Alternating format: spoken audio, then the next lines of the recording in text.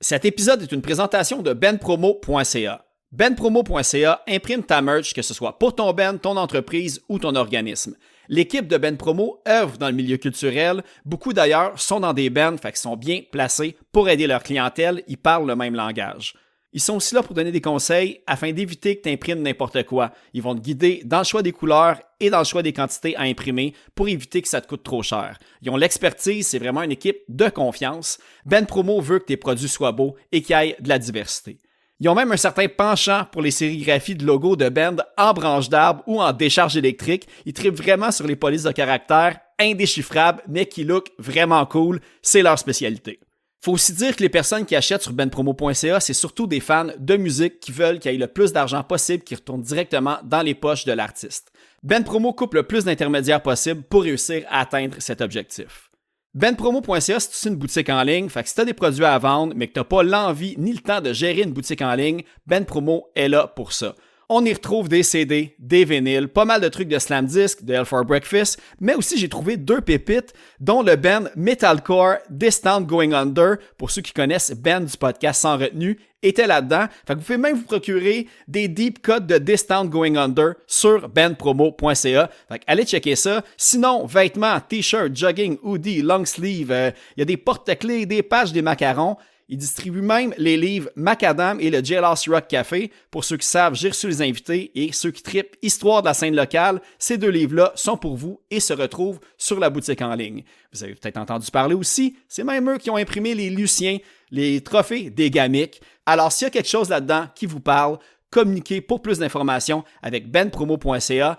benpromo.ca, c'est l'équipe de confiance pour tout ce qui a attrait à votre merch de Ben et d'entreprise. Donc, allez consulter le benpromo.ca.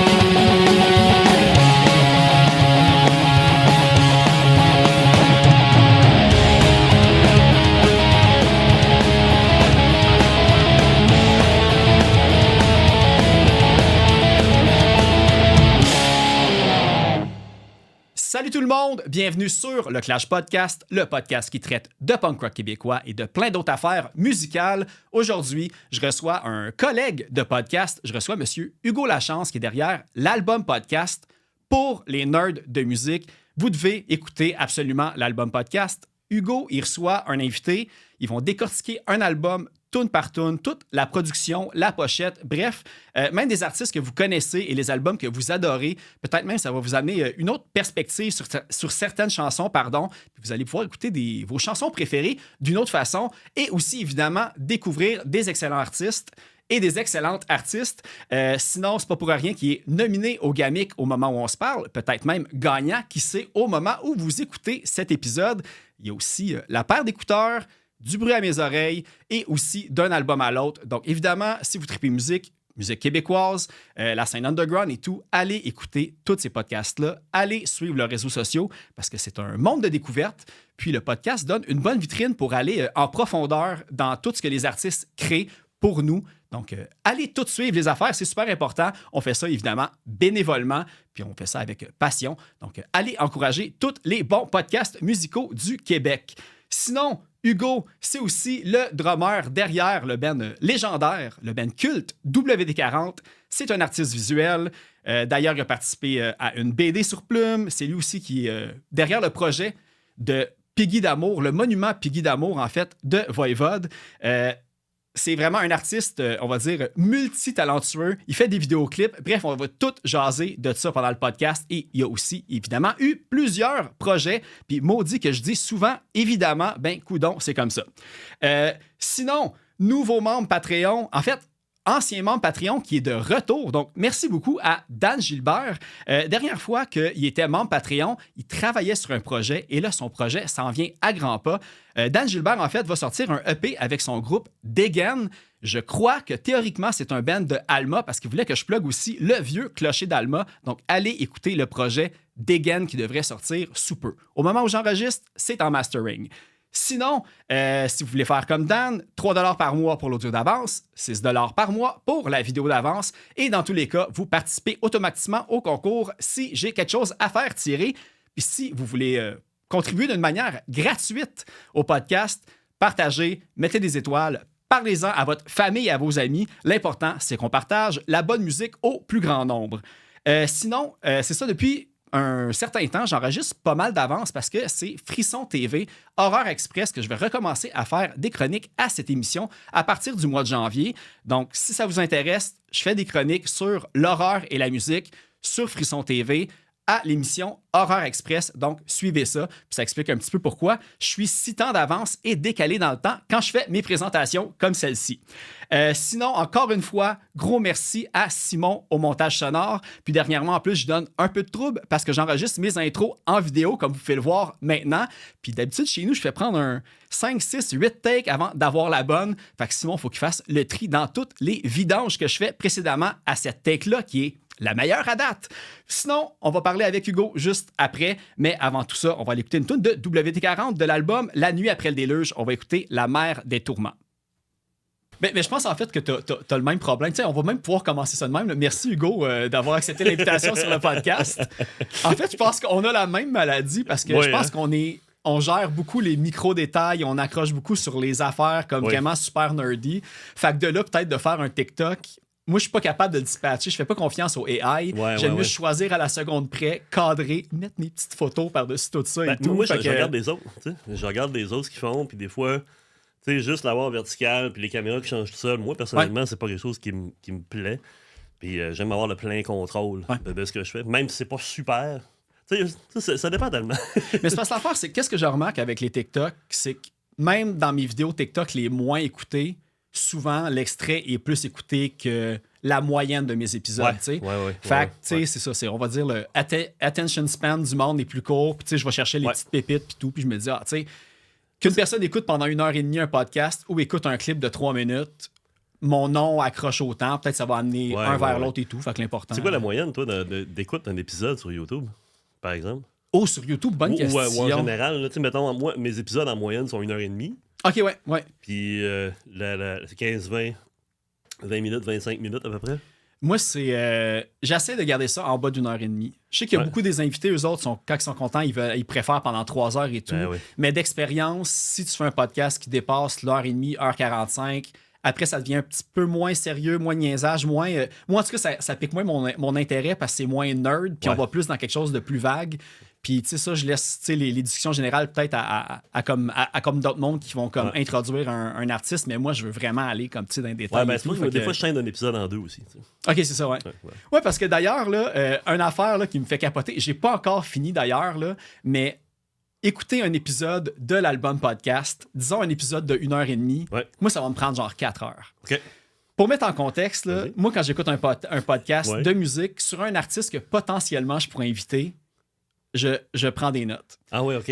Puis là, ta série sur WD-40, là, je pense que je suis rendu à l'épisode... J'ai écouté les 4 premiers, plus celui de La nuit après le déluge, parce que c'est là-dedans que c'est à celui-là que t'es comme arrivé officiellement. Exact.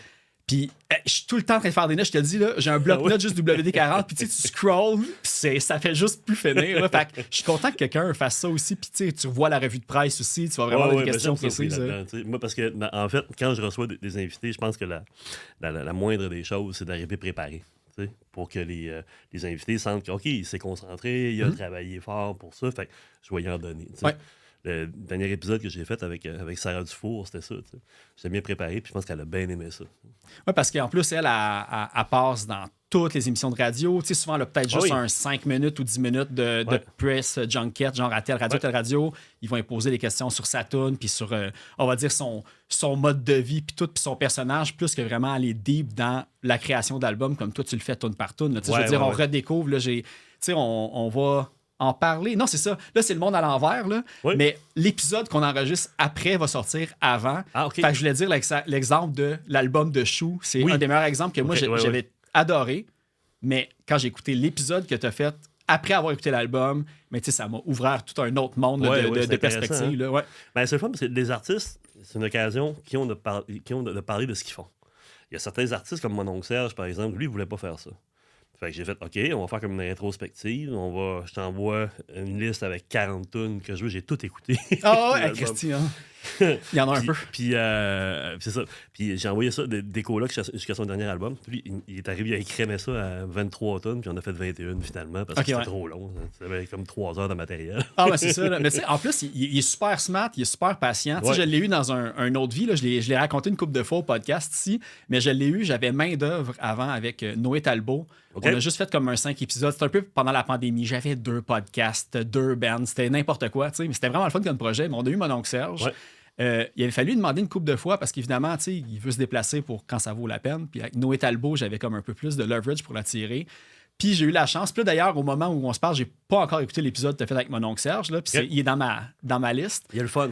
Ouais, mais c'est ça. Mais puis, tu sais, j'ai hâte de voir comme l'élément que tu fais peut-être parler plus des colocs. Parce que je pense que c'est pas quelque chose nécessairement qu'il aime faire. Puis il y a comme pas des affaires super tout le temps positives de cette relation-là qu'il y a eu. Là. Non, mais exactement. Mais c'est dans l'angle. Tu sais, on se connaît. Serge, je le connais quand même un petit peu. C'est pas un ami personnel, mais on se connaît quand même depuis des années. Puis, c'est ça, mais je pense que l'approche, tout est dans l'angle. Moi, je veux pas aller chercher dans les potins, ça m'intéresse pas. C'est ça. Là, à la limite, on parle, je pense que je nomme Dédé Fortin une fois. Okay, fait que c'est vraiment, là, on parle de l'artiste, de sa chanson. Puis s'il veut aller là, let's go, on l'accompagne. C'est un peu ça. T'sais. Moi, il était allé là. Puis je l'ai interrompu. Ah ouais? Puis il a arrêté d'en parler parce qu'il parlait du drumming de Dédé, comment c'est un super bon drummer. Ouais. Puis là, j'ai dit une phrase genre comme « Ah, c'est vrai, c'est un super bon drummer. » Ouais. Là, j'ai fait « Fuck. » Il parlait de Dédé, puis j'ai interrompu. Puis tu sais, c'était un rare moment. Depuis ce jour-là, j'ai interrompu le monde. J'essaie le plus possible de laisser la petite seconde de silence, justement, pour pouvoir... Écoute, moi, c'est la même affaire. J'étais avec mon épisode avec Johnny Pilgrim. Johnny Pilgrim, lui, c'est lui qui a fait... En fait, lui, il a fait des études en cinéma un peu au Québec. Il est déménagé aux États-Unis. Puis il s'est retrouvé dans l'entourage de Metallica. C'est lui qui a fait le Cliff and Mal. La cassette vidéo Cliff and Mal. J'en appellerai. C'est quoi, c'est le 4 faces avec un marteau dans le coin, un peu, genre, on dirait au crayon plomb. Oui, noir, en blanc. Là, c'est la première cassette vidéo qu'ils ont sortie, je pense. Puis, écoute, puis bon, c'est un épisode alcoolisé. Blablabla. Puis on parle de ça. Puis là, j'étais comme, yes, j'ai quelqu'un qui a travaillé avec Metallica à mon podcast, cool. Puis là, finalement, on dévie. Puis je suis jamais revenu. Comme un con. Mais ça, c'est le genre d'affaire, par exemple. Les amis me l'ont reproché. Ben, c'est clair, c'est ça qui se passe. Il y a beaucoup de monde qui saute du coq à l'âne. Puis l'autre affaire aussi, c'est que c'est pas tout le monde qui accroche sur les mêmes détails non plus. Comme là, je veux dire, la discussion que tu as eue après, sûrement que tu as trippé, puis c'était super le fun. Mais le monde qui ont fait comme. Hey! Non, c'est ça, le monde. Mais en même temps, quand on fait un podcast, il y en a beaucoup de podcasts. Puis moi, je fais tout seul. Fait que quand tu es assis, tu as ton invité en avant de toi. Moi, j'ai ma petite machine. Tu penses à la technique, tu penses à la structure parce que tu es préparé. Tu veux amener ton invité dans différents endroits. Là, tu penses aux fucking caméras, les iPhones qui peuvent planter à tout moment. Puis là, est-ce que c'est correct? Mais là, tu penses à ta prochaine question. Fait, c'est pas facile, quand même. Ça fait une expérience. Mais ça sera justement ces affaires-là. Moi, je m'en souviens, j'ai écouté les premiers épisodes. Je suis repassé à Du bruit à mes oreilles il n'y a pas longtemps pour les épisodes de Noël. Puis les deux, on a fait l'exercice d'écouter l'épisode qu'on avait enregistré il y a 5-6 ans. Puis on parle « Bonjour, oui, alors cet album est bon. » Tu sais, c'était vraiment comme super, comme plate. Puis tu sais, des fois aussi, je m'en souviens au début, je stressais, tu sais, je regardais tout le temps mon cahier de notes, puis ça marchait pas. Puis tu sais, comme ton affaire de Cliff and Mal, là, à la limite, si tu l'oublies, tu peux tout le temps faire des part 2. Il n'y a rien qui est rigide. C'est pas parce que tu as pris un invité que c'est fini à tout jamais. Ça serait pas fou, par exemple, de rappeler Johnny Pilgrim. Puis, d'en parler, m'asseoir avec. C'est pas une mauvaise idée, ça. Juste un Patreon, là, un 10 minutes, juste sur Cliff and Mal, puis that's it. Ça serait hot. Ouais, ben, merci du conseil. mais en fait, je m'en souviens au début, quand on s'est parlé, ça me rappelle, tu m'avais dit que tu voulais faire des saisons. Puis tu disais, ton objectif, c'est de te rendre à 50, puis tu vas être fine avec ça. Puis là, j'ai l'impression que tu as pogné peut-être une piqûre, puis tu as peut-être le goût d'aller encore plus loin. Parce qu'il faut comprendre l'histoire du podcast. C'est que la raison pour laquelle ce podcast-là existe, c'était pour le 30e de WD40. Okay. Je me suis dit, on n'avait absolument rien organisé, comme des niaiseux. Puis là, j'ai dit, ben écoute, on va faire un podcast. Je vais m'improviser, puis je me donne le droit de faire ça parce que je n'étais pas là au début à l'âge d'or de WD40. Fait que ça fait quand même 17 ans que je suis avec eux autres, mais j'ai fait un album. Fait avoir les gars qui racontent ça, album par album, tune par tune, ça va être vraiment, vraiment cool. Mais là, je me suis dit, écoute, là, si j'y prends un goût, fait que qu'est-ce que je peux faire? Fait là, j'ai décidé, OK, je vais faire mon podcast à moi. Fait que c'est comme ça que c'est arrivé. T'sais. Mais le spécial WD40, c'est vraiment dans l'idée le spécial 30e anniversaire. OK. Là, le reste découlé de ça. OK. Ouais, puis c'est vraiment un deep cut, là. Comme je disais, tu sais, j'ai... Oui. Tu sais, t'as-tu appris des affaires, en fait, surprenantes? Parce que l'affaire, c'est que je me dis, ça se peut pas que tu savais tout ce qu'ils t'ont raconté, là. Fait que... Ça dépend des versions. Hein. Ouais. Puis des souvenirs. Hein. Ben, c'est parce que l'affaire, c'est que il a fallu que j'apprivoise la dynamique entre Alex et Étienne. L'affaire, c'est que je remercie d'ailleurs, merci les gars. Merci les gars beaucoup d'avoir participé à ça. C'est que l'idée, c'est que la dynamique entre les deux frères, c'est vraiment cool. Mm-hmm. Alex est un peu rockstar là-dedans. Lui, il veut ce qu'il veut, se faire dérailler un peu. Là. Puis Étienne, il ramène. Mais Ouais. Étienne, il a un franc-parler. Là. Il est vraiment hallucinant. Fait que ça donne des super bonnes conversations. Puis plus on avance dans les épisodes, puis plus ça devient intéressant. Puis oui, j'ai appris plein de choses, c'est sûr. Mais en même temps, je me souviens pas bien. Faudrait que je les réécoute. Hey, mais c'est chargé en informations, là, c'est fou. Sûr. Il parle, vous parlez en fait de chaque chanson, qui a produit tel artiste qui n'est pas nécessairement dans les liner notes, qui a participé ou qui a aidé à faire telle affaire. En tout cas, tu sais, pour ceux là, qui triplent, tu sais, c'est... en fait, je me suis même dit, si un jour il y avait un documentaire à faire sur l'histoire, la recherche est faite à 95%, là, c'est fou. Oui, ben écoute, tu vois un peu dans les détails, comme j'écoute ce temps-ci, là, les spéciales de Claude Raja à Radio-Canada. Puis c'est un peu la même chose, tu sais, raconter l'histoire d'un band, c'est raconter comment sont faites les tunes. Souvent, on idéalise. Ça dépend des périodes aussi. Tu sais, la musique au Québec, ça dépend des périodes. Puis WD-40 ont réussi à se frayer un chemin là-dedans parce qu'ils sont vraiment, vraiment uniques. Ouais. Tu sais. Puis leur histoire est intéressante. C'est des personnages assez intenses qui ont du vécu.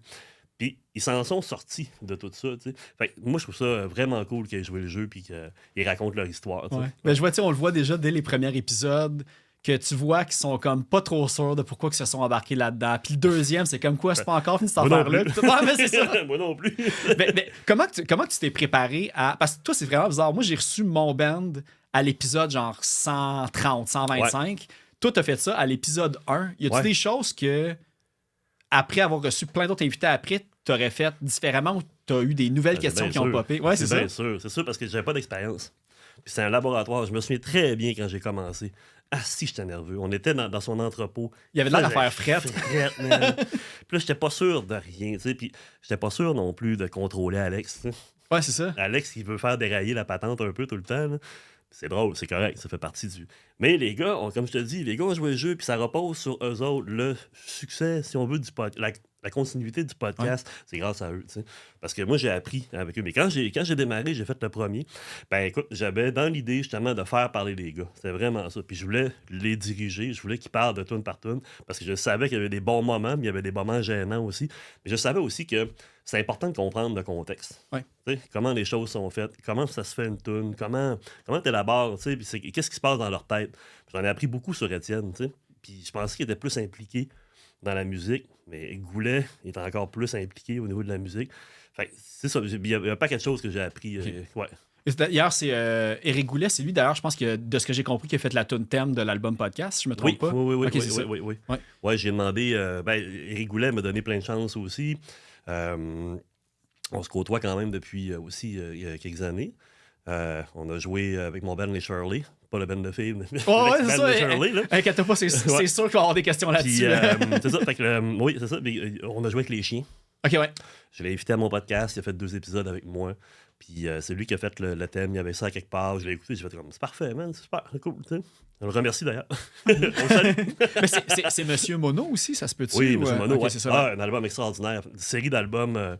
Un album des albums de séparation. Tu sais, des albums qui sont tristes. Mais lui, il a une mélancolie naturelle, ce gars-là. Puis c'est très beau. Je vous recommande Monsieur Mono à aller écouter ça. J'ai fait un vidéoclip d'ailleurs. Ouais, mais c'est ça, j'ai une affaire que j'ai vue.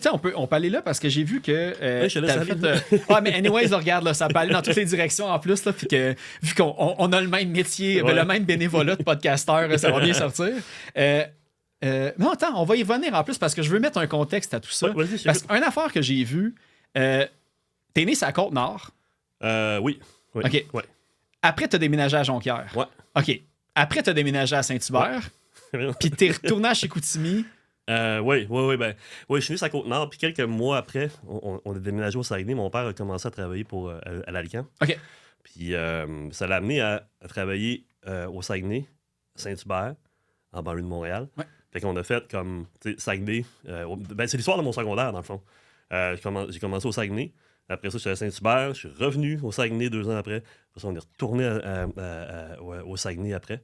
T'étais au Puis cégep là, ou... après ça, c'était plus stable. Ouais, j'étais allé au cégep à Jonquière. OK, c'est ça. Après, j'étais allé à l'université à Chicoutimi. OK, c'est bon. Ouais. Fait avec tout ça, parce que de ce que j'ai compris aussi, t'as vite été comme, je pense, t'es allé en or dès le cégep.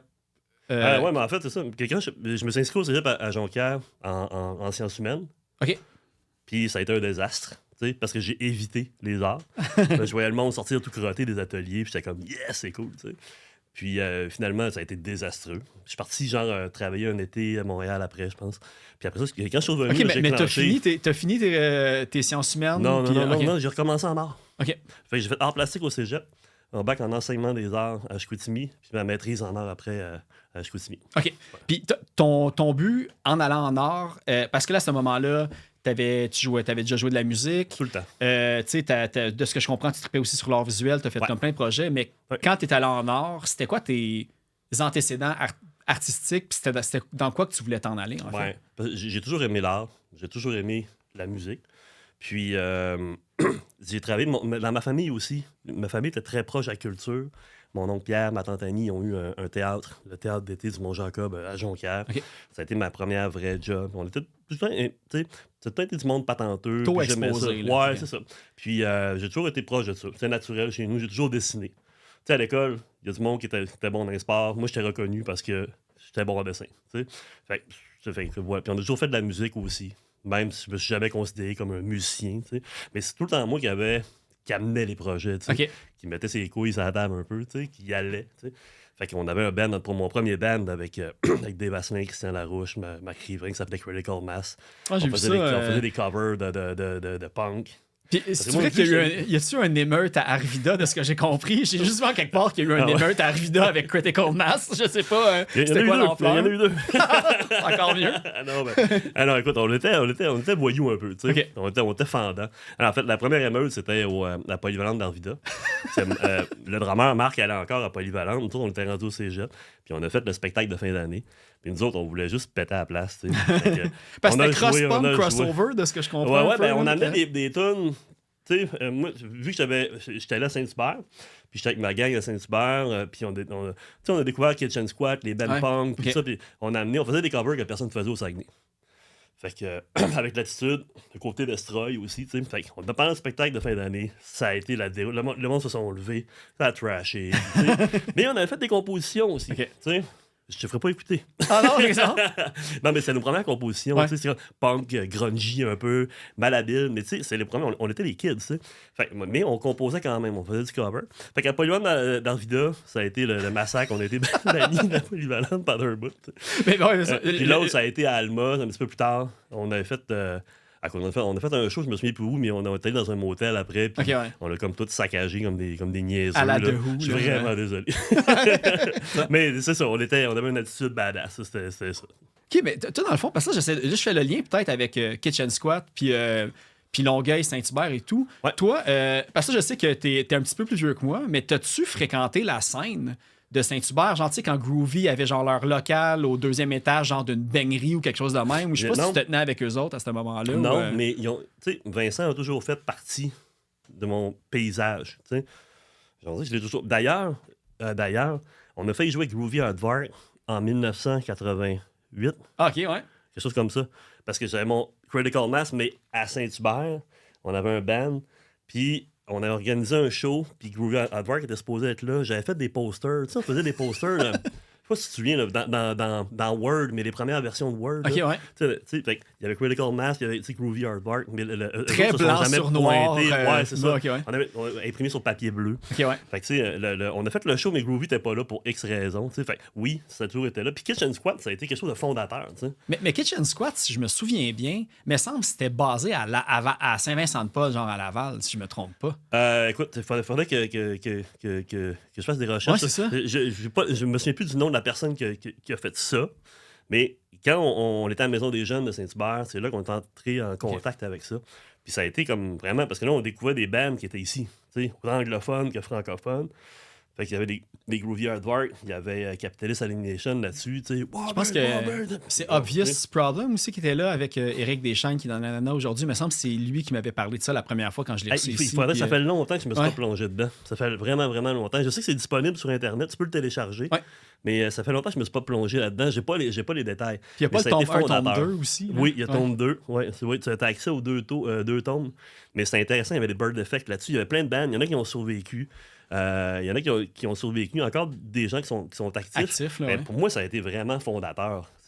Parce qu'on a découvert la scène locale. C'est possible de faire quelque chose. Puis c'était vraiment... C'était à l'époque des flyers. Ouais. Tu sais, le monde qui te donnait des flyers, OK? J'ai collé dans mon agenda à l'école les flyers, tu sais, puis on échangeait des cassettes, puis tu sais, c'était vraiment à l'échelle comme humaine, tu sais. Fait que oui, ça a été fondateur, ce Kitchen Squad.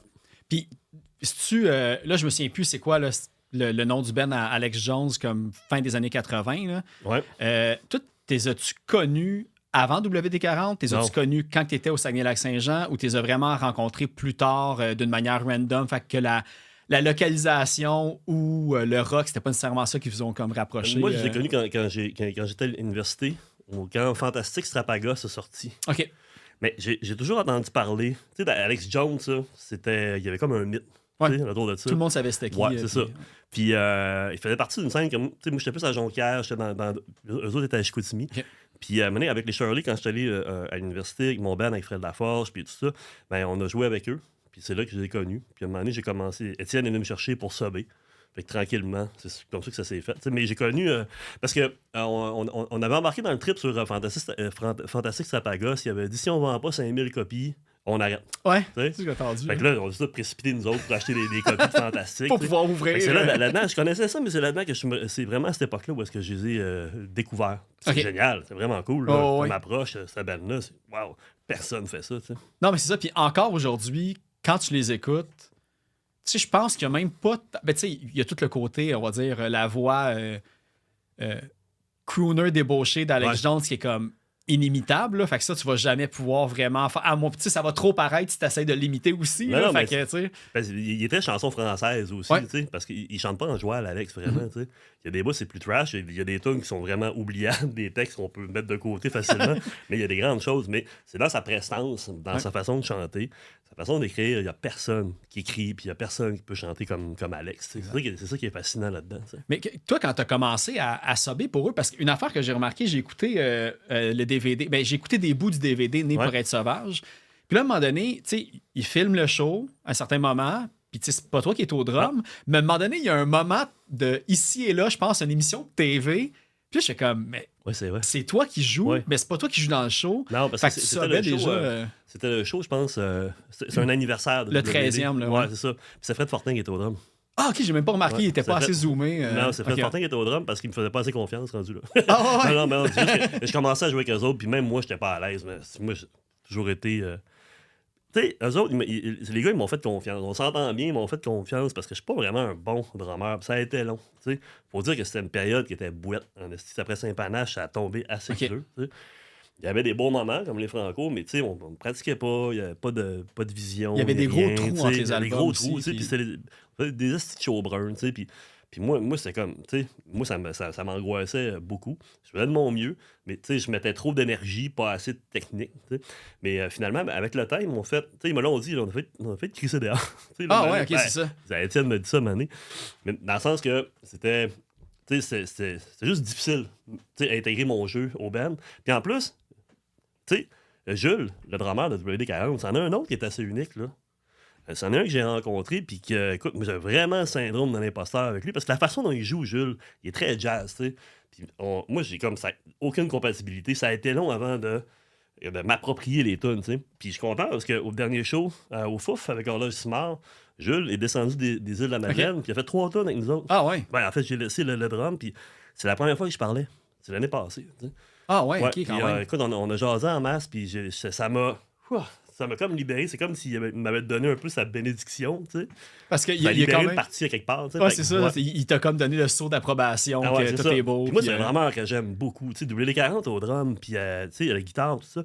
Je les joue d'une façon vraiment, vraiment particulière. Puis tu sais, le drum, c'était un snare. Il jouait des baguettes de bois, puis le bass drum, c'est une valise. Tu sais, Ah puis ouais. c'était super jazz, tu sais, puis super compressé, puis tout. Fait que c'est dur à rendre, tu sais. Mais avec le temps, j'ai fait ma place là-dedans. Ouais, ben tu sais, de passer du un peu jazz ou un peu country à Ouais. genre du straight up punk rock, tu sais, Ouais. puis de tout le temps que ça fit bien puis que ça va être ton son unique sans que ça soit croche, là, je veux dire, ça doit être assez... tu sais, monter ça, Pas ça doit facile. être tough, là, c'est ça? Ouais, c'est ça, c'est pas facile.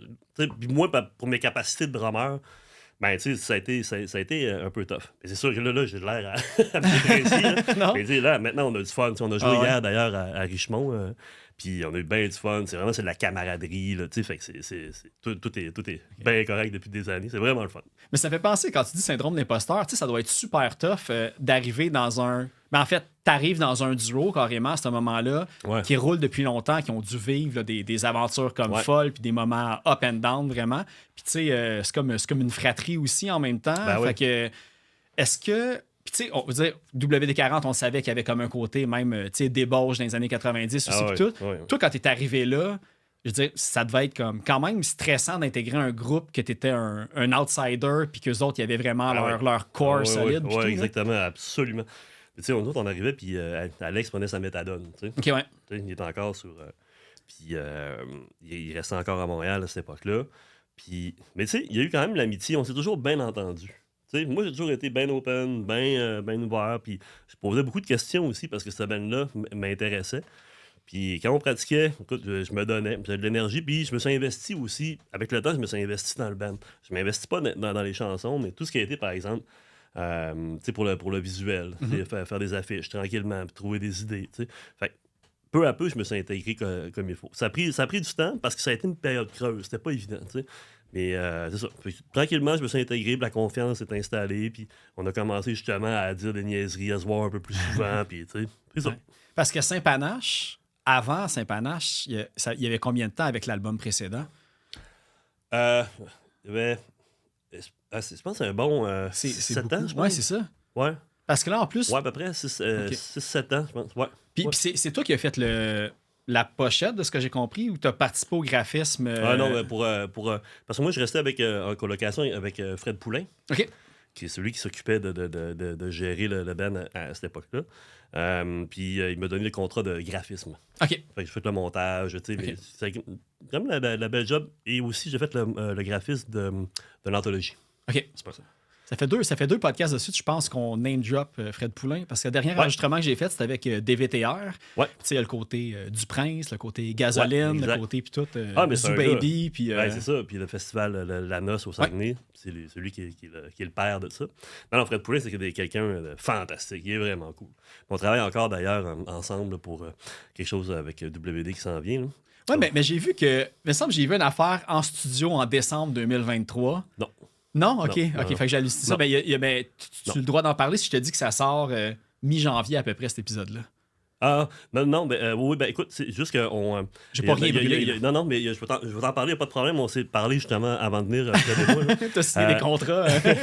Non, c'est qu'il n'y a pas de tune. On s'est fait demander. Je pense que les gens ils veulent encore du matériel. Ça, c'est une bonne nouvelle. Ben, Mais il n'y a moi, rien le- à chantier. Sauf Le que dernier, c'est mon préféré, je pense, en plus. Là. Fait que il est je sens bon, que il est le fun, il est ouais. vraiment bon. Ouais, il y a ouais. le fun, cet album-là. Puis c'est pourquoi il y a le fun. Puis Jean-Loup en parle dans les podcasts parce que c'est le premier album qui s'investit complètement. Tu sais? Puis il y a l'ajout de Pat Mainville aussi, que je salue d'ailleurs, Pat, qui était comme le 4e membre de WD-40, qui est tu sais, un fit parfait. Tu sais. Puis son apport, tu sais, juste le fait qu'il intègre le band, ça a rassuré beaucoup tout le monde. Tu sais, ça donne des bonnes bases. On a eu bien du fun à faire cet album-là. Tu sais. Mais le scoop, en fait, c'est qu'on prépare une réédition OK, cool. des albums de Fantastic Sapagos, puis au frontière de l'asphalte en vinyle. Ben, c'est ça, parce qu'il y a juste le Greatest Hits, genre l'anthologie, Ouais. qui est en vinyle, si je me trompe pas. Oui, parce que OK, c'est ça. qu'on n'a pas les droits mécaniques sur des droits de reproduction, OK. sur au frontière de l'asphalte, puis Fantastic Sapagos, qui appartiennent à la tribu. Ah, OK, c'est ça, parce que j'ai vu qu'il y avait comme 2 Bandcamp, puis deux Ouais, c'est ça, Spotify, exactement. puis OK, ça explique... Exactement. Fait que ça explique aussi pourquoi sur la compilation, nos plus grandes chansons, il y a 2 chansons qui sont tirées de notre live pandémique, qui est sur YouTube, qui s'appelle 6 pieds. Ouais. Puis C'est des versions live, donc on a le droit de les mettre, c'est pour ça. T'sais. OK, C'est pour ça qu'il n'y a pas de tune sur les 2 albums clés. Mais là, on est arrivé à une entente avec la tribu. Il va y avoir une réédition qui va se faire. Ça devrait sortir pour le Record Store Day. OK. Puis, Mais il n'y en a pas genre 2-3 Record Store Day maintenant. C'est lequel? C'est comme en mars ou en avril? Je sais pas, c'est au printemps. OK, c'est ça. Ouais. À la fonte des neiges, exactement. le camion de WD-40 va passer. Ouais. Mais pour ce qui est des nouvelles tunes, moi j'aimerais ça. J'aimerais vraiment ça. Faire un dernier album, j'aimerais ça. Je serais willing pour ça. Parce que c'est beaucoup d'investissement, tu sais, mais oui, j'aimerais ça. Ça sent bien. Je pense que ça leur tente, mais moi, je peux pas faire grand-chose à part le botter le cul, tu sais, fait que... Hey, mais ça fait penser... Tu sais, vu que WD-40, c'est quand vous faites offrir des bons spectacles, vous les prenez.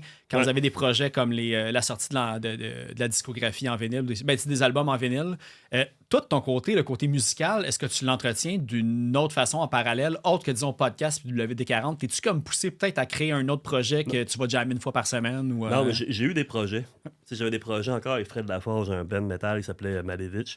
Ça, j'ai rien trouvé là-dessus, puis j'allais nommer. Il y a rien. On a fait un album des Shirley aussi qui est disponible sur Bandcamp, mais on a visé un peu trop haut pour nos capacités. J'ai aussi Belt avec Marc Riverain, puis j'ai joué de la bass aussi là-dedans, puis Johnny Marcel. Ça c'était vraiment cool. Ça, c'est une époque un peu fuckée dans ma vie, mais c'était vraiment le fun aussi. T'sais.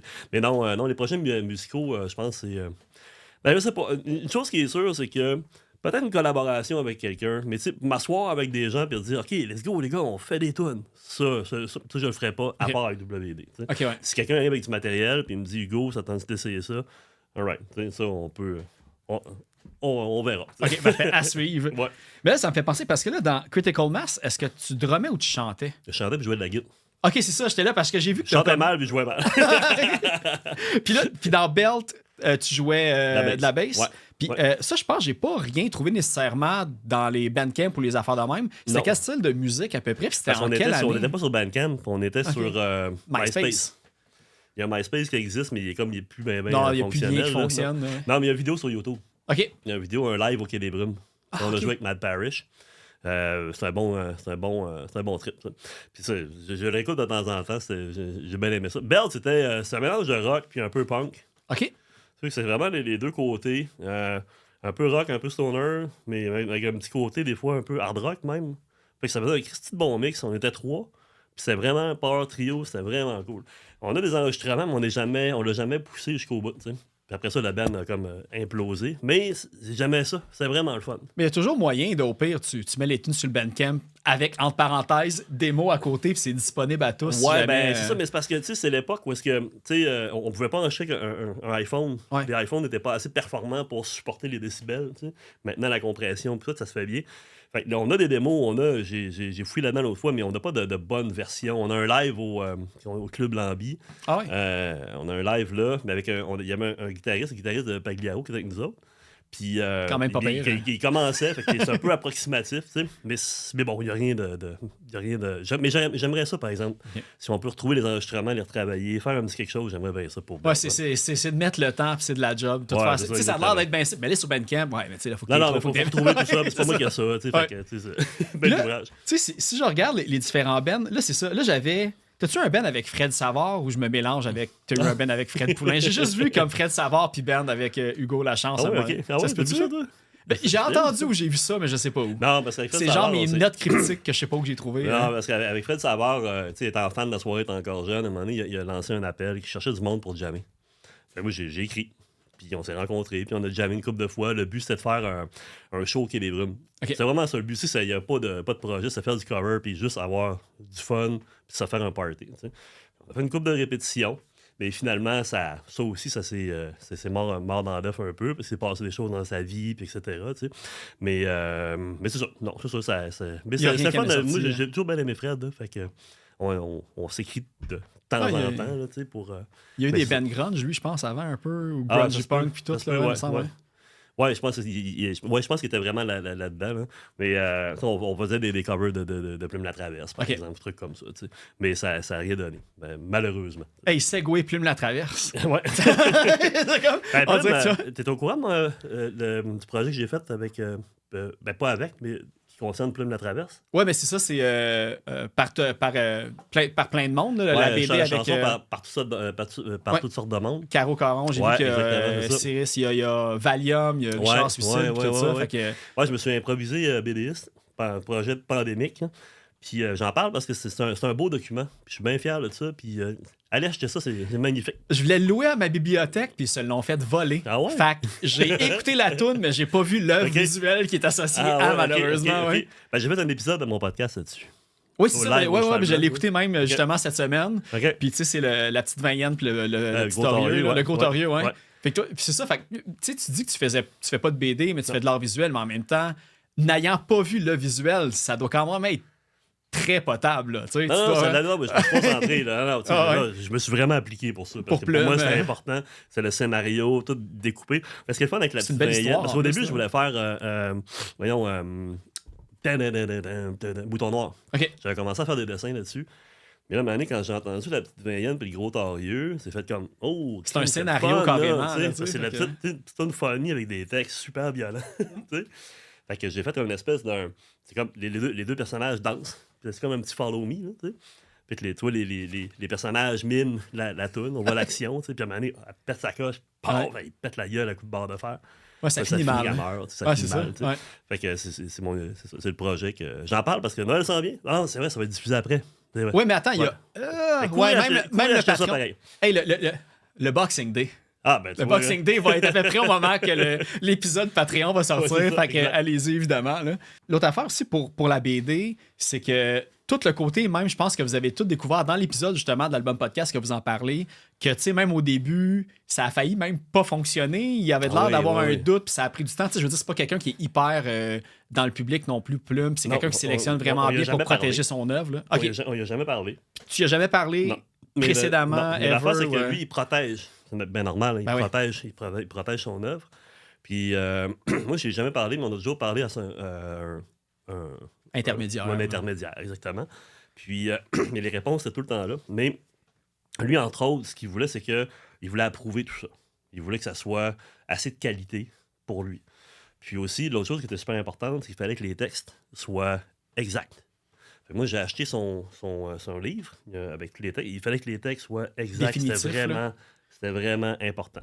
Fait que j'ai acheté le livre, j'ai envoyé des photos à tous les artistes. Assurez-vous que nanana. T'sais. Mais je sais qu'il a tout vu, il a tout approuvé, il a bien aimé ça. Puis je suis bien fier de ce projet-là, bien fier de Caro d'avoir porté. C'est pas évident de gérer du monde, hein, mais Caro, c'est une bête. T'sais.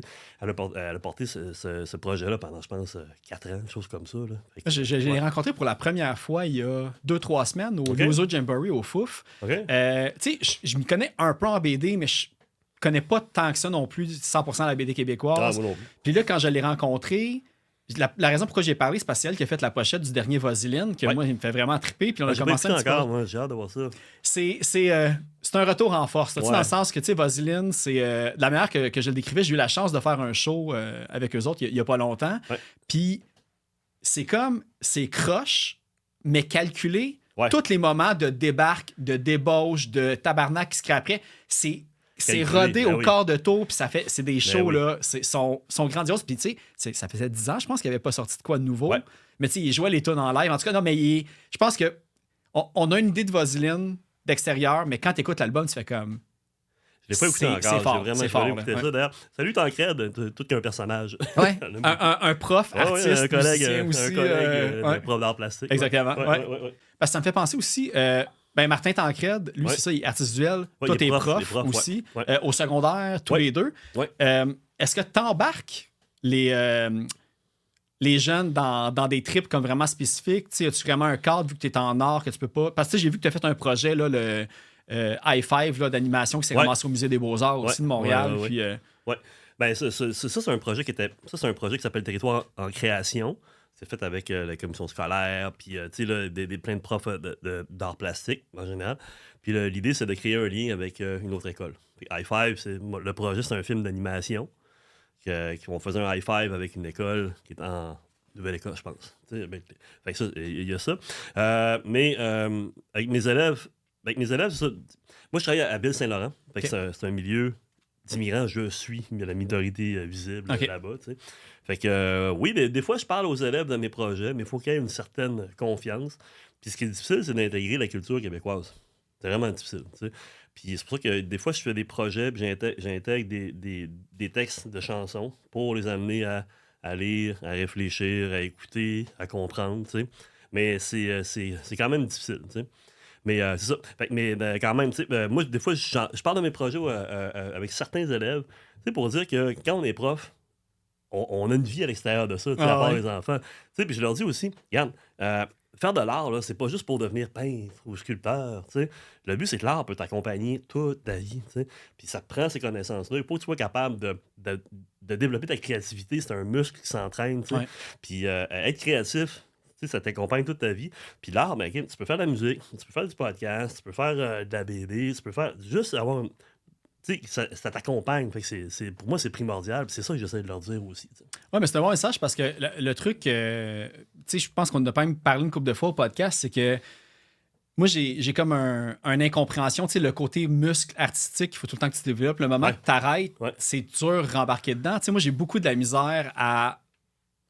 Tu sais, je veux dire, j'ai des amis, des connaissances, du monde dans mon entourage que, tu sais, et j'ai l'impression, eux autres, ils finissent leur journée de travail, puis je fais rien jusqu'au lendemain matin, puis je repars. Mais tu sais, on dirait que, tu sais, de rester assis avec le temps qu'on a, tu sais, on va dire une vie à vivre, tu sais, d'en profiter, d'être créatif, de faire des trucs, tu sais, que même si c'est pas bon que tu le présentes à personne, le fait de le faire, genre, j'ai l'impression même que ça prolonge ta vie. En tout cas, ça l'améliore clairement d'une manière efficace. Là, fait que... Pour moi, c'est important de prendre du temps là-dedans. Puis aussi, tu sais, l'histoire du podcast, puis l'histoire de BD, tout ça.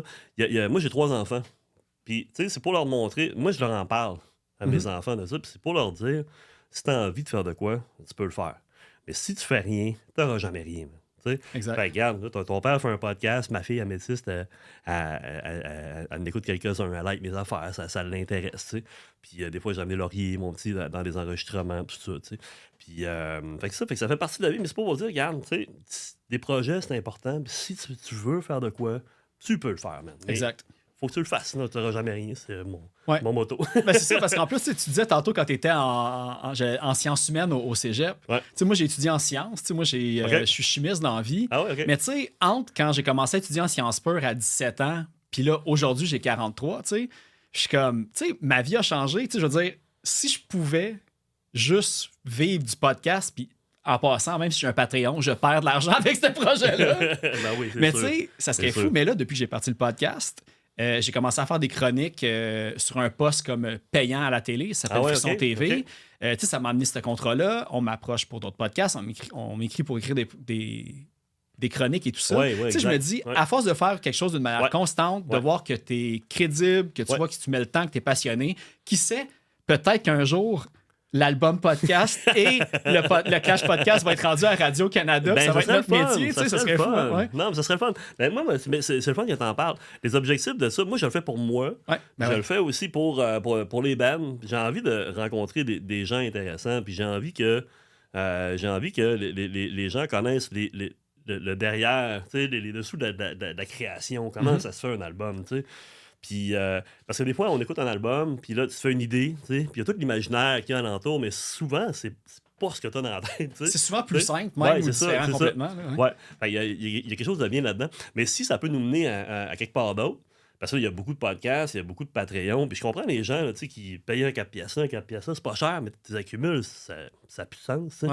C'est pour ça que moi, je me pose la question, pour moi, si je devrais faire un Patreon, qu'est-ce que j'ai à offrir de plus, puis est-ce que j'ai le temps de faire du matériel de plus pour les gens du Patreon? Je pense que t'es pas obligé, je pense, d'offrir du matériel de plus, mais en fait, moi, le matériel de plus que j'offre, c'est... des fois, il y a des bands qui arrivent puis ils me donnent genre des CD, des vinyles, des t-shirts. Ça, je le fais tirer. Ça, c'est un extra qu'il y a juste les patrons qui peuvent avoir, mais je fais juste sortir mes épisodes d'avance. Puis, tu sais, moi, je suis très niche dans le punk rock. Fait qu'au final, là, que le monde qui me donne de l'argent, c'est parce qu'ils trippent sur le projet. Puis, ils sont juste contents de l'encourager. Tu sais, le monde, je pense pas qu'ils payent pour avoir un privilège ou de quoi. Admettons que je faisais des événements live, puis tout, sûrement qu'il y aurait de quoi au Patreon aussi qui irait plus facilement. Fait que je pense que c'est juste du monde qui comprennent le travail qu'il y a derrière ça, que c'est pas juste peser sur play, parler pendant 1h30, send, puis c'est fini, qu'il y a beaucoup de travail en aval, en amont, tout ça. Fait que, les gens, écouter des podcasts, c'est un investissement de temps. Parce qu'il y en a beaucoup. Ouais. Il y en a plein qui sont intéressants, mais à un moment donné, il faut que tu fasses des choix. Moi, j'ai mes réguliers, je t'écoute de plus en plus, puis j'apprécie ton travail, tu sais. Dans le fond, toi, tu fais le podcast que tu voudrais entendre. Exact. Moi, c'est la même carrément chose, ça. tu sais. Là, Moi, c'est ouais. ça que j'aime, tu sais. Ah, puis ça a commencé d'ailleurs avec... tu sais, là, il y avait... comment ça s'appelait déjà? Dans les années 90, il y avait une série télé c'était, où il y avait des albums. OK, mettons, c'était Number of the Beast, Iron Maiden ou Nevermind de Nirvana. C'était-tu Puis là, genre c'était- Behind the Music ou des Behind- affaires ouais, de une affaire même? de Là, même, ouais. ouais, j'ai pas le titre exact, mais c'est ça. Puis là, la première fois que tu vois... comment il s'appelle le producteur là, de Nevermind, là? Voyons, Hey, je le sais, en plus, on en a parlé il y a pas Budwig. longtemps. Hein. Budwig, Ah oui, c'est c'est ça? Budwig. Bon. Ouais, si je me trompe. Il dit, je me il trompe dit avec, Kurt Cobain était super bon pour doubler ses voix, tu sais. Fait que là, il monte Ouais. le fader, puis il baisse la musique, t'entends juste les voix. Wow, man! Ou quand tu sais, il baisse le fader, t'entends juste le drum, tu sais. À l'époque, tu sais, on n'entendait pas ça. Puis moi, je suis resté marqué par ça. Puis c'est un peu pour ça, d'ailleurs, que j'y vais tune par tune aussi, pour que les artistes me parlent de leur tune. Ouais. Fait que c'est vraiment ça. Mais qu'est-ce qu'ils m'ont... tu sais, ce serait quoi les objectifs après? Je sais pas. On verra. Mais moi, je suis bien fier de ce que je fais. Il y a beaucoup d'améliorations. Est-ce que je vais continuer? Parce que mon objectif à moi, c'est faire 50 épisodes ou 3 saisons. Là, ma 3e saison, je vais commencer les tournages au mois de janvier. OK. Ça va débuter en avril. Puis là, je suis rendu à 42 épisodes. Mhm. Fait que je vais faire la prochaine année, puis on verra après, voir si ça vaut le temps. Là. Mais il faut se donner la chance aussi que les gens le connaissent, apprécient, puis en parlent. Fait que voilà, on verra ce que ça va donner. Puis ça a-tu changé? Parce que là, j'ai remarqué, dans les derniers épisodes, tu demandes à tes invités une suggestion d'invités à avoir Ouais. après. Puis ça, au début, tu faisais pas ça. Oui, je le faisais au début. Tu le faisais au début, Ouais, ok, peut-être ouais, parce que je les ouais. écoute pas en ordre chronologique, Ouais. mais ça, est-ce que Ouais. ça te met une pression de plus? Ou Non, comme, mais ça n'a pas marché souvent. Ah, ok, mais c'est ça, c'était ça mon autre question. Il me semble qu'il n'y en a pas eu beaucoup de suggestions que Ben, t'as mais ça. je continue pareil, parce que je me dis à un moment donné, tu sais, si les gens ont confiance, ben, tu sais, si les gens ont confiance, ben, ils vont venir, ils vont le faire. tu sais. Ok, c'est ça. Mais c'est ça. Mais c'est parce qu'il faut avoir une crédibilité, tu sais. Ouais. Il faut construire une crédibilité, parce que vu qu'il y a plein de podcasts, les artistes vont dire, ouais, je vais-tu là pendant 2 heures parler, puis finalement, à la fin, ça sonne le cul, c'est n'importe quoi. Ou, tu sais, les podcasts, maintenant, il y en a tellement Mhm. qu'à un moment donné, tu fais comme. Puis, tu sais, c'est un peu. Podcast, c'est cool. Fait que là, ça fait que c'est un petit peu moins cool, les podcasts, Ouais, tellement exact, qu'il y en a. Tu sais, ouais. c'est comme. C'est la mode, là, tout le monde a son podcast, tu sais. Fait que, Hey, tu sais, mais moi, ça, là, là- c'est vraiment. Là, moi, c'est pour ça Ouais. que je me prépare, puis c'est pour ça que je veux que les gens me fassent confiance. C'est vraiment ça. l'objectif, tu sais. Moi, Vraiment. tu viens là, de me trigger sur un point. Là. Tu sais, moi, des fois, j'aime. On dirait que j'essaie de trouver un autre terme que podcast parce que ça a vraiment un côté que le Ouais. monde a déjà une idée préconçue. Puis quand le monde ne sont même pas portés, on dirait, à aller écouter quand tu leur dis que tu as un podcast, parce que justement, tout le monde a un podcast, puis on a entendu des excellents, on a entendu Ah oui, les pourris, du monde dans un malheureusement. sous-sol qui enregistre, ils font 3 épisodes, puis C'est ça. ça donne l'image à tout le reste par après. Mais tu sais, j'écoute quand même pas mal de podcasts d'humour aussi. Ouais. Puis des fois, quand il y en a des nouveaux, tu sais, je leur donne une chance. Puis tu sais, quand je regarde leurs chiffres, puis leur contenu, je fais comme, man. Ah ouais. Mais tu sais, ils ont travaillé pour. Tu sais, je veux dire, Ah l'humour ouais. a vraiment Ah beaucoup ouais. amené les podcasts d'avant. Mais c'est eux, des fois, c'est je ça, fais ça vient de comme, eux, là, tu sais. écoutez-moi, je fais full de travail, puis c'est bon mon contenu, pas eux. Mais tu sais, c'est pas un concours, mais tu sais, Non, mais, OK. mais tu sais, en même temps, moi, je serais pas capable de me foirer d'un divan avec plein de produits, puis Improviser, puis là, improviser, puis ouais. À un Ouais. moment donné, c'est comme, c'est du vide intersidéral, man, c'est comme, fuck, tu sais, ça marche pas. C'est Fait très que c'est hit pour ça or que miss moi, en plus. je là, fais fait que- toujours, dans le fond, là, le podcast, je le fais pour moi, tu sais. Mhm. Parce que comme dans la musique, si tu commences à faire de la musique pour les autres, tu sais, ils vont peut-être aimer ça, tu sais, on a déjà fait ce gaffe-là avec, dans la musique, puis ça marche pas. Tu le fais pour toi, puis tu aimerais faire le podcast que tu veux entendre, puis that's it, ça Tu marche. poses des ça questions marche que pas. toi, tu es curieux de Ben savoir ouais, aussi. c'est Tu sais, ça. tu dis qu'il Mais va y en ça- avoir d'autres qui vont embarquer Mais aussi. ça fait amène que- aussi au principe de la grande entrevue, Ouais. de la longue entrevue. Toi puis moi, on fait un peu la même chose. Tu sais. Ça reste que, genre, avoir une discussion, une conversation comme on a, c'est quelque chose. Tu sais.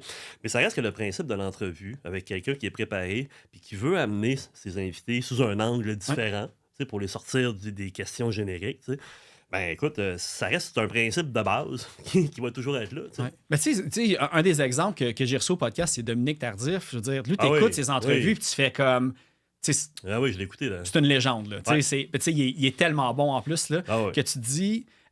Bon, tu sais, je me compare pas à lui pantoute. Lui, il est comme c'est un journaliste, puis il a vraiment une manière à lui d'amener les questions. Ouais. Mais le côté préparation, que tu le vois, que tu peux bande ça avec l'invité sur des détails que même lui va être surpris que tu es Ouais. au courant de. C'est cool, ça. Ouais, mais c'est tu sais. ça, tu sais. Puis on dirait que c'est ça un peu, je Ouais, pense. Moi, c'est ça c'est ma ça. fierté quand la oui. personne, tu vois ses yeux faire.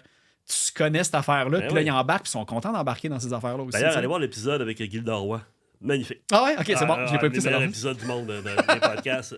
Ok, avec Dominique Tardif. Dominique Ok, je pensais que tu l'avais eu pour parler non, de... avec Dominique Tardif. Ok, Son épisode ok. avec Gilda Roy, c'est Parfait. fantastique. La chimie Ouais. est vraiment là. Mais Ah, moi, je c'est pense que c'est ça, excellent. j'en reviens avec ça. Il faut que tu fasses ce que tu veux. Parce qu'il y en a qui sont super bons, tu sais, effoirés dans le divan, puis chiller, puis ils sont bons là-dedans, ils reflètent ça, puis c'est bien correct. Il y a du monde qui les écoute, puis c'est parfait, tu sais. Mais moi, je me verrais pas faire ça, tu sais, parce que ce type de podcast-là, disons, est à la mode, je vais essayer Ouais. de suivre. C'est pour ça que, man, regarde, moi, c'est un peu comme fuck les autres. Moi, je le fais. Embarque si tu veux. Je vais être bien content. Puis ça va plaire à une certaine catégorie de monde. Exact. C'est sûr. C'est niché ce qu'on fait C'est ça, aussi. tu sais, ouais. fait que- Mais tu sais, c'est comme, dans le fond, tu sais, il y a plusieurs façons d'écouter le podcast, le mien, puis le tien. C'est que, tu sais, comme la portion des tunes, t'es pas obligé d'écouter la portion des tunes. Tu sais, tu découvres. Ouais, je suis sûr qu'il y en a quelqu'un, pas mal un qui humain, skip là, ces tu sais, affaires-là. c'est ça, que- tu sais, mais c'est correct aussi, mais t'apprends à découvrir du monde. Puis moi, je prends un peu la couleur de mes invités, tu sais.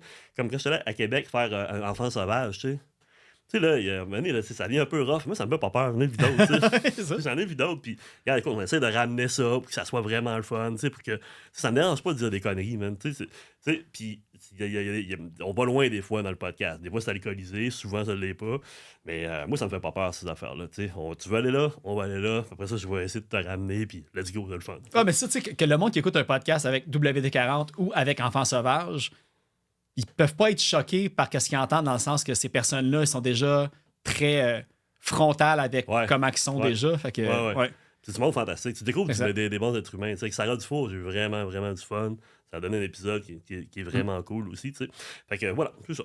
Ben oui, c'est ça. Tu sais, le côté rencontrer les personnes, moi, c'est ça. Moi, c'est un game changer, le podcast, ça, dans le sens que, tu sais, c'est quasiment rendu que c'est ce qui me définit comme personne aux yeux autant d'autres mondes que même moi-même. C'est comme ça que je me vois comme quelqu'un qui fait un podcast sur la musique. Ouais.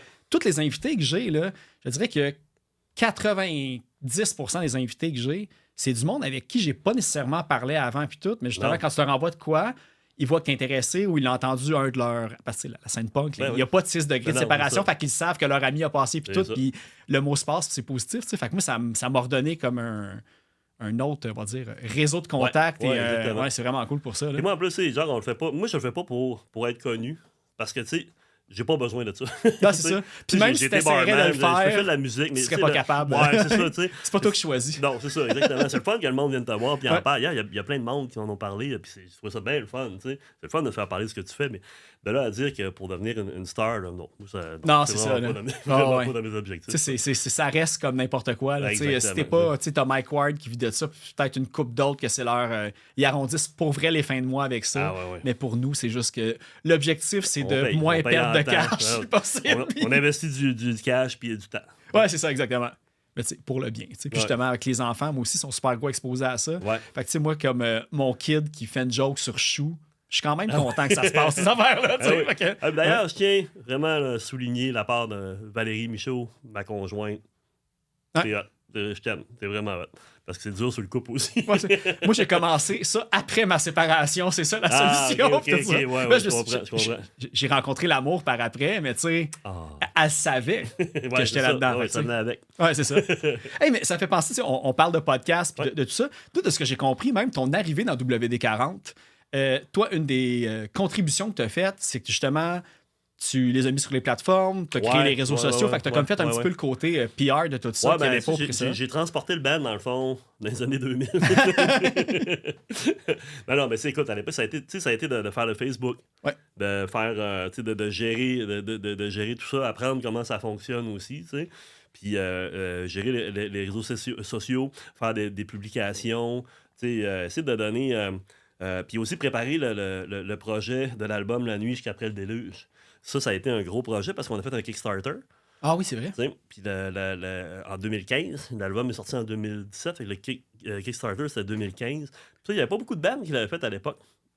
Puis ça passait dans les journaux, on a une couverture médiatique, on visait 4000, on a eu 10 000. En 2 jours, je pense, quelque chose comme ça. Non, là, le fait que- 4000, on l'a eu en 2 jours. Ok, c'est ça. Puis après ça, c'était 40 jours pour WD-40. Puis on a fini à 10 000.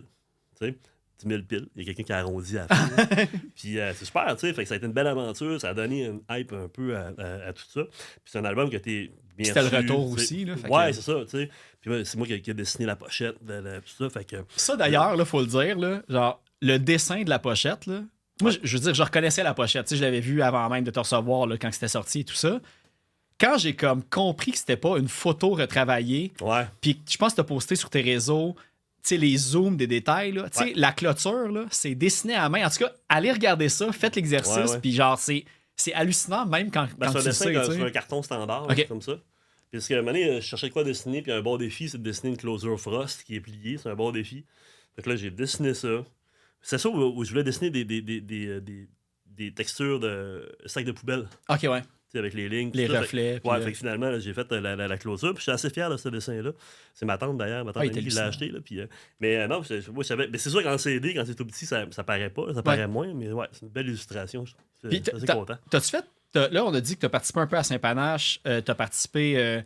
Je pense que toi aussi qui as fait le concept de l'anthologie. T'as-tu fait d'autres albums pour d'autres artistes que le monde peut-être pourrait connaître ou. J'ai fait des vidéoclips. On avait parlé, ça, on revient à ça, mais Monsieur Mono puis WD-40. Avec Luc de la Rochelière aussi. J'ai fait l'habillage vidéo. On était une gang d'artistes. J'ai fait 2 tonnes. J'ai fait un vidéoclip pour Luc de la Rochelière, pour Monsieur Mono. Après ça, j'en ai fait un pour WD-40. Gagnant Gamic. Mais tu sais, la forêt qui était gagnant Gamic. Yes. D'ailleurs, on ne sait pas, mais peut-être gagner un Gamic aussi au moment où c'était pas de cassage. Ouais, là, on est jeudi, les Gamics, c'est dimanche. Ouais, c'est ça, exactement. Ouais. Mais, non, mais écoute, toi, tu l'as gagné la première année. Ouais, ça change rien, je te le dis tout de suite. Moi, j'étais comme, à part être rendu sur TikTok, c'est juste ça que ça m'a poussé à faire la vidéo. Ça m'a aussi. aidé, juste d'être nommé. Ouais, on voit une différence En fait, c'est Patka qui m'a contacté, il me dit, hey, il me manque un podcast, je t'intègre, tu payes pas. Ah oui, man, let's go. Mais j'ai trouvé ça très sympathique. Ben ouais. Mais, c'est mérité. Ça m'a aidé quand même. J'ai assez confiance en ce que je fais. Ça m'a beaucoup aidé. Fait que là, dimanche, j'ai hâte de voir. Ouais. Ben, tu sais, en plus, je pense l'année passée, je sais plus si c'était un vote du public. Cette année, il y a un côté vote du public aussi. Mais tu sais, quand tu regardes les nominations, en fait, tu sais, la part d'écouteurs, ça fait comme à peu près 10 ans qu'ils roulent leur boss sous différents formats. Du bruit à mes oreilles, ils doivent approcher du 650 épisodes.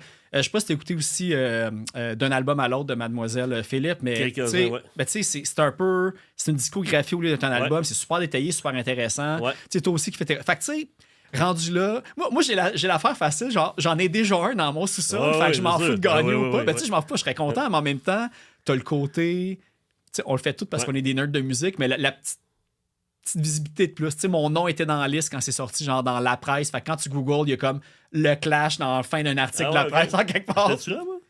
J'ai pas vu ça. Moi, c'était les gagnants qui étaient nommés, peut-être. Fait que, c'est ça, ouais. Mais non, c'est ça, ben, écoute, moi, c'est. Parce que, tu sais, quand tu passes un peu dans l'entonnoir, moi, je suis content d'être là encore. Là cette année, je me suis inscrit comme tout le monde, puis j'ai passé cette étape-là. On se dit c'est le Gamic, mais c'est pas grave. Je suis vraiment fier de ça. Vraiment faut être fier des Gamics, carrément, pour qu'est-ce que ça représente. Là, je suis passé comme tout le monde, puis j'ai payé mon truc, puis ça va, tu sais. J'ai assez confiance en ce que je fais. Je serais super content de gagner, pour vrai. Mais sinon, je gagne pas. C'est pas grave, parce que, tu sais, les autres, tu sais, avec du bruit à mes oreilles, ils travaillent fort en maudit. C'est pas la même affaire. Nous autres, on se ressemble. Aussi, d'un album à l'autre, ça se ressemble aussi. C'est de la compétition, on se resserre un petit peu là-dedans. Ouais, mais ça existe plus. Puis il y a un autre projet qui ressemble à ça. Je pense qu'elle s'est fait embarquer avec un autre projet. Malheureusement, je ne sais plus c'est quoi le nom, mais d'un album à l'autre, ça a fini en fin 2023, début 2024. Puis c'est un autre projet qui ressemble à ça qui roule. Fait en enfant encore, mais c'est différent. OK, j'avais pas cette info-là. Ouais. Mais bref, non, mais je pense que c'est cool. Puis tant mieux qu'on passe à travers ce filtre-là. Ça veut dire que les gens ont voté pour nous aussi cette année. C'était pas ça l'année passée. Je me souviens pas ça.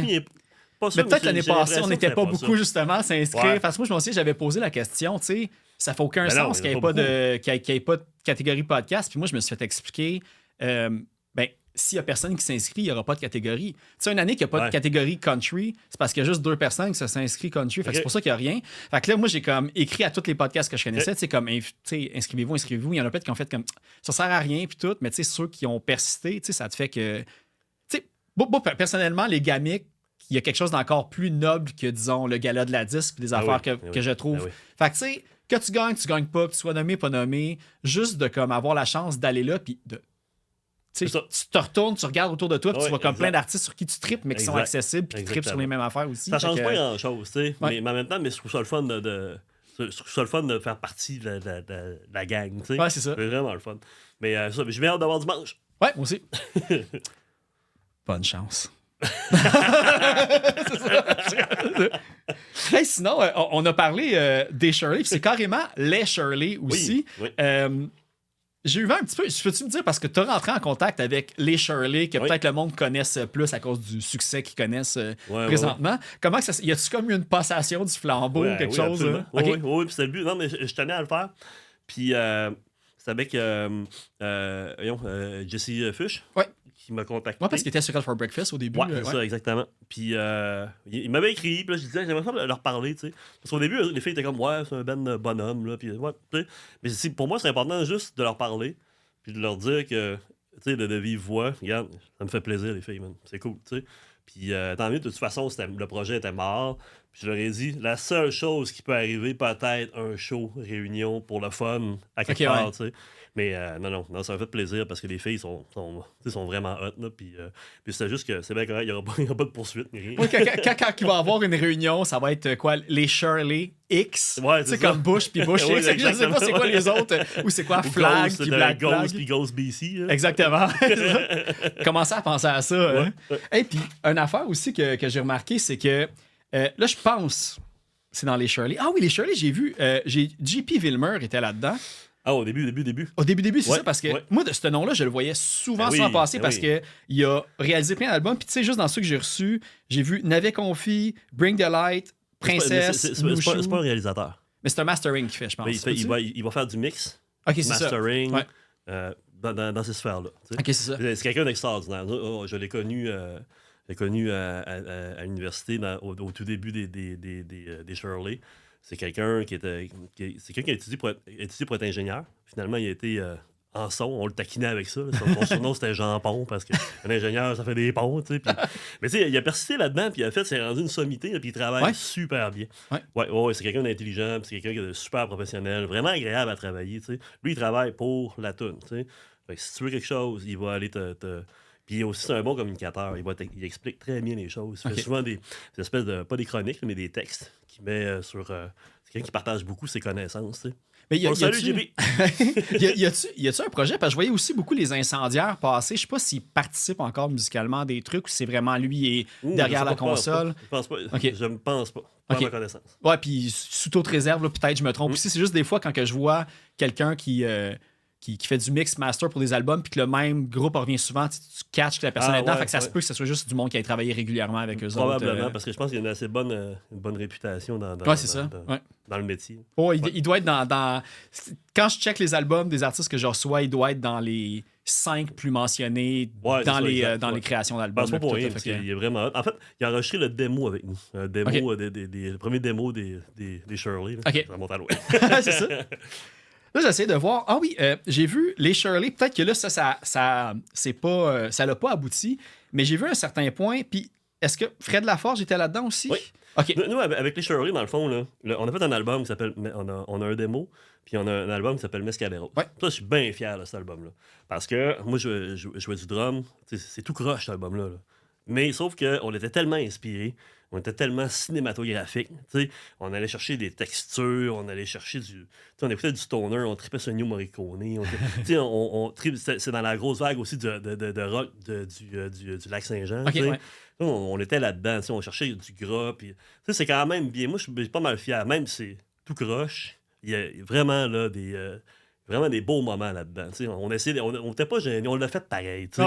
On l'a essayé, on est allé plus loin, puis on a quand même eu des bonnes critiques quand même malgré tout. Oui, mais j'ai vu, vous avez eu des critiques comme dans Le Voir aussi, tout, quand ça passait. Là, il est vrai, mais je l'ai réécouté il n'y a pas longtemps. Puis, écoute, non, c'est vraiment le fun. C'est bien fait. C'est comme, il y a une belle naïveté là-dedans. Mais tu sais, on veut tellement, puis tu sais, les images sont tellement claires. Si tu prends la tune Fort Lauderdale, tu sais, il y a un beat un peu hip-hop, que j'ai de la misère à jouer. Justement, le mur, il y a tout à retravailler ça. Puis, mais ça donne une tune qui a une texture particulière. Tu sais. Puis Fred avec sa voix, sa grosse voix, c'était parfait. Après, pour le deuxième album, qui est sur... on est allé dans une autre direction, puis on s'est... très content de ce qu'on a fait. Là, je joue de la guitare là-dessus. Puis, tu sais, puis on a un autre, Marc, qui était drummer là-dedans. Je pense que c'est une toune de cet album-là que je plug à la fin, les Shirley 2011. J'ai plugué le Vertige à la fin. Ah oui, elle est bonne, cette Ouais, c'est ça? Ouais. Ah ouais, OK. Ouais, j'ai plugué ça. OK. Ah ouais, moi, j'étais assez content. Mais là, tu vois, là-dedans, je joue de la guitare. OK. Dans les Shirley, je passais du drum à la guitare. Parce qu'on a exploré un autre style. Puis on s'est rendu comme un peu trop loin pour nos capacités. Mais ça a donné quelque chose de vraiment fier parce que si on a travaillé fort même là-dessus. T'sais. Comme on dit tantôt, si tu le fais pas, tu vas jamais pouvoir aller à l'autre étape d'après. Mais pourquoi je me demandais si c'était comme Fred Laforge qui était là-dedans aussi, c'est que si je me trompe pas, parce que je me souviens des premières discussions qu'on a eues quand on s'est rencontrés, c'était moi qui voulais savoir un update sur le monument de Piggy d'amour de Voivode. Je pense que Fred Laforge est dans le projet aussi. Je sais pas si on en parlait parce que ça a été bien dit dans les articles que finalement, malheureusement, le projet n'a pas pu aboutir au moment où on se parle. Fait que toi, l'idée, quand c'est né. Écoute, Fred Laforge, pour dire, c'est quelqu'un que j'ai rencontré à l'université. Puis tout de suite, on a cliqué tous les deux. On a une éthique de travail, justement. Puis on s'entend vraiment bien. On a été colocs, on a eu un collectif d'artistes qui s'appelait De la Bella. On a fait plein de trucs comme ça. Ça, c'est notre passe un peu plus voyou. Là. Puis, mais tu vois, avec Fred, c'est ça, on fait de la musique ensemble. On a toujours avancé ensemble. Puis là, il y a eu le projet, au jour de l'an 2019. On parlait d'art, puis de musique, de métal. Puis là, maintenant, on s'est mis à parler des œuvres d'art qui rendaient hommage à des musiciens. Pour X raisons. Puis là, on fait le tour. Puis là, tu sais, des fois, c'est des discussions. Soit sont maladroites un peu, sont un peu tout croches, tu sais. Puis là, à un moment donné, on s'est mis à réfléchir lequel qu'on pourrait faire de même. Si on nommait des noms, on déconnait, tu sais. Puis à un moment donné, j'ai dit, c'est Piggy. Ça a fait comme, oui, man, pourquoi on fait pas ça? Puis c'est de votre coin en plus. Ouais, mais là, on est comme, on a passé la soirée. Puis le lendemain, je rappelle Fred, hey, man, le projet Piggy, là, on fait tout ça. Oui, man, j'ai repensé aussi. Let's go, on le fait. T'sais. Parce que lui, il en a fait d'autres structures, je pense, avec des strates aussi, puis tout. Allez voir sur fredlaforge.com. C'est quelqu'un qui fait beaucoup d'art public. Puis, il a développé une technique avec des strates. Fait que ça donne un effet visuel vraiment, vraiment trippant. Parce qu'il y a une espèce de transparence aussi, un effet fantomatique un peu. Puis, il a fait toutes sortes d'œuvres aussi. Hein. Puis, non, c'est un artiste que j'aime beaucoup, puis très talentueux. Ouais. Puis l'avantage de le faire avec les strats aussi, qui était la super bonne idée, c'était, là, je sais pas si c'était un Kickstarter ou un autre socio-financement que vous avez fait, mais le fait de ceux qui contribuaient pour avoir leur nom comme sur les strats aussi, fait que ça donne une espèce de pan. L'idée, c'était de réussir à rendre une œuvre hommage à Piggy, à Denis Lameau, puis de l'exposer à Jonquière, sur le bord de la rivière aux Sables, où est-ce que tout a commencé pour Voivode, tu sais. Puis on a développé le projet, puis on s'est dit, on demandera pas de subvention, on va y aller, on va essayer de faire impliquer les gens. C'est pour ça que la stratégie, on y a pensé longtemps, c'était de faire un Kickstarter, puis d'aller chercher des ambassadeurs qui tripaient sur le projet. Et puis vous en avez eu des papiers aussi. Ah oui, on a eu plein. Là. J'ai la liste pas loin. Mais attends, j'en ai sorti une couple. Il y a Andreas Kisser. Ouais, j'ai vu qu'il y a du monde de Gargots, Creator, Groovy, Napalm Death, Sepultura, Mastodon, Cryptopsy. Non, pas Mastodon. Man. Pas Mastodon, finalement? Lui, je l'ai vu. Hein. Ils ont sorti je l'ai pas écrit à quelque part parce qu'on était sur le bord. Pour X raison, c'est Bill Killier, le guitariste de Mastodon, puis qui était le guitar tech. Au début de Piggy. On pensait qu'il allait ça. Puis, Jason Newsted, je pense aussi, il a participé. Oui, Jason Newsted. Non, mais on voulait avoir Jason Newsted, Dave Grohl. En fait, l'idée, c'est d'avoir des ambassadeurs internationaux qui font des vidéos, qui propulsent le projet pour aller chercher de l'argent un peu partout. À l'image de l'influence que Voivode a eue. Puis nous autres, on voulait avoir, les tops qu'on voulait avoir, c'est Jason puis Dave Grohl. Parce que Dave Grohl, on sait qu'il est un gros fan fini de Voivode. Il a même enregistré avec Probot. Ouais, c'est ça, exact. Ouais. Puis c'est ça. Fait que l'idée, c'est de faire ça avec des ambassadeurs. On aurait aimé que Jason participe. On a essayé de le contacter. Puis il n'y a pas juste Fred aussi. Hein. Il y a Yannick Klimbo-Tremblay, qui est journaliste, qui travaille avec nous. Il s'est fait aller les contacts. Mais finalement, ça n'a pas marché. C'est tellement... Moi, là, je comprends pas. Tu as des légendes de même qui je l'ai pris personnel, man. J'imagine. Sur le coup, là, le soir même, je me suis dit, Chris, man, là, on visait 100 000. c'est un gros montant, mais il faut comprendre qu'il y a 15% qui va à Kickstarter, il y a 15% qui va aux impôts, parce que, tu sais, on a appelé, on s'est renseigné pour le Kickstarter, parce que là, c'était pas une coupe de 100$, c'est des milliers de dollars, tu sais. Fait qu'il fallait se garder un 15% pour les impôts, parce qu'on vend quelque chose, tu sais, parce que les gens pouvaient avoir leur nom gravé dans la sculpture. Fait que ça n'a pas marché. Tu sais, il y a le métal, il y a le transport, il y a la technologie derrière, comme, tu sais, il y a les locations de... aussi, Fred a mis de l'argent là-dedans, parce que, tu sais, il a fallu modéliser quelqu'un, Phil Clem de Pipi, justement, de Chess16, puis exact. J'ai changé de caméra pour pas qu'on te voit, puis là, tu vois... je m'excuse. On switch. C'est bon, il te connaît. Peut-être une grosse semaine pour moi, je suis fatigué. Moi, je sais, merci d'ailleurs. Je suis vraiment content que tu sois là. Parce qu'il faut dire, hier, il était en spectacle avec WD-40. À Richemont. Il a callé off pour ça aujourd'hui, pouvez-vous croire? Il a callé malade. Avec mon garçon qui est malade, puis bref, ça a été... je m'en fâche dans mon cerveau un peu. Non, c'est correct. Mais non, mais le projet Piggy, on était déçus parce qu'on y croyait. Mais en fait, déçus, mais en même temps, je me disais... On y a réfléchi, on avait une bonne stratégie, on avait un plan, on l'a suivi, puis ça a chié. Tu sais, les médias en ont parlé, tout était de notre barre, mais c'était pas au rendez-vous. Là, après, on a fait un post-mortem, on s'est dit, gars, pourquoi? C'est quoi les raisons? Le montant est trop élevé, parce que nous autres, on voulait être sûr de pouvoir faire la sculpture. On a mis du temps, de l'argent là-dedans, tu sais. Puis, mais bref, on a eu l'accord, évidemment, de la famille, puis du band, tout ça. On a une beau vidéo de présentation, tout ça. Tout était là pour que ça fonctionne, mais ça n'a pas marché. Puis on se disait, est-ce que c'est utopique de peut-être que les gens ne considèrent pas Piggy non plus comme un... comment je dirais, tu sais, comme... Le monde connaisse peut-être plus Voivode que Piggy, carrément. Est-ce qu'il mérite, dans le fond, une statue, tu sais? Pour nous, c'est évident. Mais est-ce que pour le reste du monde, ça l'est tant que ça? Fait que ça, on s'est posé la question. C'était tout dans la vague aussi, me semble. Il y a eu un bout qu'on parlait, le Québec, c'était la capitale du métal. On était tous fiers, puis qu'on voyait qu'au final, il n'y avait rien, à part comme le livre L'évolution du métal au Québec, qui est sorti à peu près dans ces années-là, puis qui ont eu comme une entrevue, comme à tout le monde en parle. Tout le reste, c'est tout resté, comme on dirait là. Le monde savait que le métal au Québec, c'était super important, mais il n'y a jamais aucun palier du gouvernement qui a embarqué, il n'y a jamais eu de financement. Le projet n'est pas mort. Oui, c'est ça, il y a un plan B, j'imagine. La sculpture est faite. Ah, pour vrai? Ça, je savais pas, par exemple. Elle est faite dans l'ordinateur. Ah, OK. Non, mais écoute, c'est le gros. Ah, ouais. Tu sais, parce que là, à ça, on a juste à peser comme... Il reste juste un côté mécanique à faire. C'est ça. Mais la sculpture, elle est faite, elle existe. Il y a plusieurs versions qui existent. Elle est faite, là. Il reste juste à... mais ça prend toute la logistique, c'est quand même de l'argent. Mais vous aviez l'accord de la ville en plus, de ce que je comprends. Oui, la ville de Saguenay nous aidait là-dedans.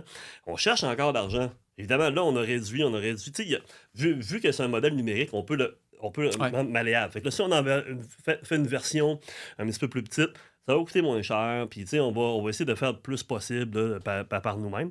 Mais le projet, là, la sculpture existe. Ce qu'il faut, c'est juste l'argent pour aller pouvoir réaliser ça, un mécène. On a essayé les paliers gouvernement, la ville, mais tout le monde se pitch la balle. Puis il n'y a pas l'affaire comme du 1% pour l'art ou... 1%, ça, s'il faut pas... Non, mais c'est ça. Parce qu'il y a un 1%, il faut que ça soit intégré à quelque chose qui existe déjà. De bâtiment, par exemple. Mais on ne voulait pas passer non plus par ces canaux-là. Mais c'est le projet là, la sculpture est là. T'sais. Ah, parce que vous ne pouvez pas juste faire un buste. Tu sais, il joue de la guitare. Tu peux pas juste mettre sa tête en non, mais parce que, tu sais, c'est comme la ville a installé une plaque pour Voivode, tu sais. Une plaque. C'est cool, une plaque. C'est parfait qu'ils fassent ça. C'est super, tu sais. Mais quand tu penses à l'importance de ce band-là, tu sais, c'est un band qui a été connu, qui est reconnu par ses pairs, là.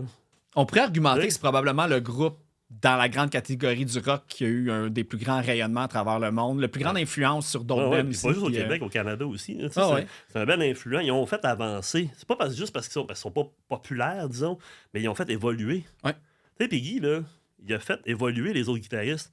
Fait que c'est pas juste genre une fierté parce qu'ils sont connus dans le monde puis que Lemmy avait un chandail de Voivode, puis qu'il y a Metallica, Jason Newsted. C'est plus que ça. Parce que Piggy, il a fait évoluer la musique métal par son jeu. Puis là, tu as toute l'esthétique de Away là-dedans, puis la personnalité que ça se matche parfaitement les deux ensemble. Fait que, tu vois, là, c'est fou. Mais bon, le projet n'est pas mort. L'année prochaine, c'est le 40e de Voivode. On va voir. Mais là, puis il y a des 40, la sculpture. C'est ça, on l'a vu, puis tout en plus. Ben, on a vu le modèle, là, fait que, l'idée est bonne. C'est pas parce que l'idée était pas bonne que ça n'a pas fonctionné. Non, exactement, c'est ça. OK, bon, on va suivre ça. Là, j'essaie de voir, parce que là, c'est ça, là, dans le grand lore de ce podcast-là, ce que le monde ne savent pas, c'est qu'il y a un autre podcast qu'on enregistre après qui va sortir avant. Donc, je check un petit peu le temps. juste être sûr que j'oublie rien par rapport à tous tes travaux. Je sais pas si tu as des choses que tu veux plugger ou annoncer à ce moment-ci que, disons que si je te dis que ça sort comme début 2025, cet épisode-là, mi-2025, c'est des affaires que tu peux révéler. Tu as parlé de WD-40. Ben, en fait, c'est ça. C'est sûr qu'il il va y avoir des choses qui vont se passer avec WD-40, c'est sûr. Mais on attend encore avant de faire une annonce comme OK. officielle. Mais puisque c'est le début de l'année, ben, je vous invite à écouter la troisième saison qui En devrait rafale. commencer, devrait commencer en avril aussi pour OK, ouais. la troisième saison de l'album podcast.